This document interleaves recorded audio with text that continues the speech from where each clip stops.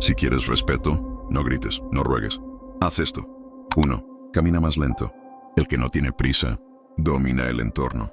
2. Mira a los ojos, pero no sonrías. Haz que ellos lo hagan primero. 3. Guarda silencio antes de responder.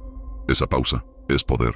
Y lo más importante, no expliques, no te justifiques. Solo quien tiene miedo necesita ser entendido. Recuerda esto. El respeto no se exige, se provoca. Sígueme para aprender psicología del poder.